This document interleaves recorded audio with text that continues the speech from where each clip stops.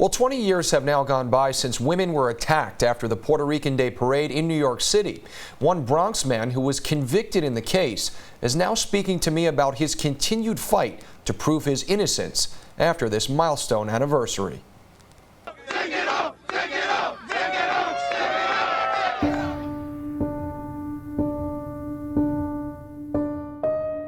It's just a sad place for me. Abel Ortiz praying before telling us about June 11th, 2000 in Central Park.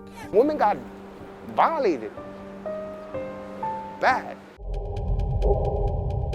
It was a hot day.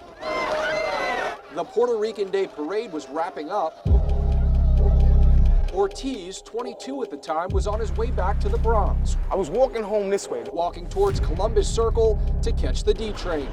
I noticed what appeared to me as the world having fun. A crowd of men and women in the park. It was like something out of spring break.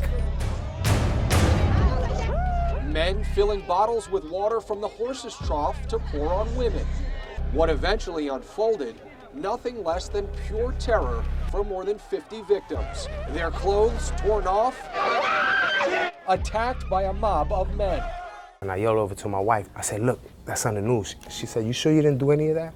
I said, I know I didn't do any of that. He was like, babe, I tried to help a girl and you know, it was crazy and I left. How am I gonna tell my kids that daddy's not coming home for a while? For Bridget Ortiz, the nightmare feels like it was just yesterday. Her husband became a wanted man after a woman from Maryland who was in town for the parade came forward about her assault. The man with the tattoo was holding my arms to the side so I couldn't move from anybody, she'd later testify. He grabbed my breast. He said aloud, "You guys are taking this too far."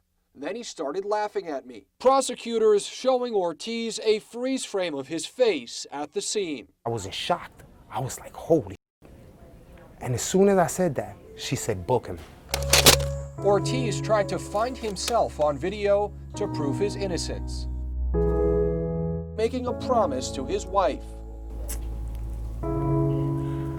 I told her, I don't know how I'm gonna prove this, but I'm gonna prove this. What'd you tell him? Can you just not focus on that stuff for one day? I don't want to keep looking at these videos.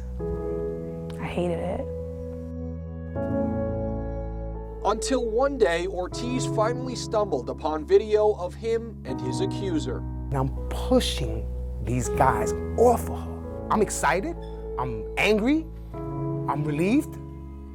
I'm a free man. Ortiz says his lawyer informed him the DA was trying to strike a deal on rioting. He says, well, if you don't take that charge, they're gonna give you 4 counts of sexual abuse, 7 counts of rioting in the first degree, 7 counts of assault in the second degree with 7 different females.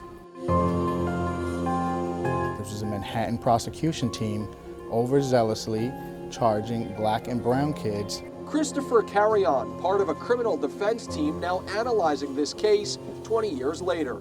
He's the perfect poster child for the wild ghetto boys of the South Bronx and Harlem and Uptown, and I think they did a number on him. Ortiz did not take that deal and went to trial with 2 other defendants. Watching the videotapes, I was actually shocked to see him helping women. Defense attorney Laura Miranda has been advising Ortiz on his case ever since he was released from prison.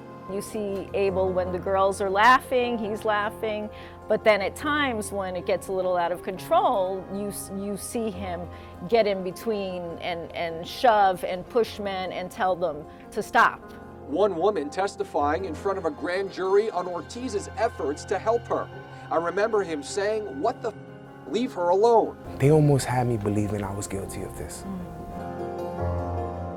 Although a jury found Ortiz not guilty of sexual abuse against his original accuser, he was convicted of rioting and assault on 7 other women. But Ortiz says he had left the scene before their attacks. I got convicted for something I didn't do for 7 people I never seen a day in my life. Ortiz's lawyers say in order for him to be convicted of assaulting those women, prosecutors had to prove he was guilty of riot in the first degree.